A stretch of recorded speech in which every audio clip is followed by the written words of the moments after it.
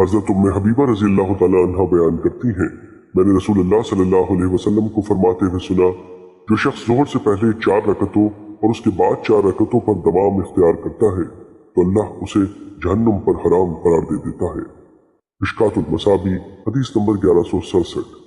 حضرت عبداللہ بن صائب رضی اللہ تعالیٰ عنہ بیان کرتے ہیں، رسول اللہ صلی اللہ علیہ وسلم زوال آفتاب کے بعد نماز ظہر سے پہلے 4 رکعتیں پڑھا کرتے تھے، اور آپ نے فرمایا کہ وہ گھڑی ہے جب آسمان کے دروازے کھول دیے جاتے ہیں، لہذا میں پسند کرتا ہوں کہ اس وقت میرا کوئی عمل صالح اوپر جائے۔ مشکات المصابیح حدیث نمبر 1169۔ حضرت ابن عمر رضی اللہ تعالیٰ عنہ بیان کرتے ہیں، رسول اللہ صلی اللہ علیہ وسلم نے فرمایا، اللہ عصر سے پہلے 4 رکعتیں پڑھنے والے شخص پر رحم فرمائے۔ مشکات المصابیح حدیث نمبر 1170۔ حضرت علی رضی اللہ تعالیٰ عنہ بیان کرتے ہیں، رسول اللہ صلی اللہ علیہ وسلم عصر سے پہلے 4 رکعتیں پڑھا کرتے تھے۔ آپ صلی اللہ علیہ وسلم مقرر فرشتوں اور ان کی اتباع کرنے والے مسلمانوں اور مومنوں پر سلام بھیج کر فرق کیا کرتے تھے۔ مشکات المصابیح حدیث نمبر 1171۔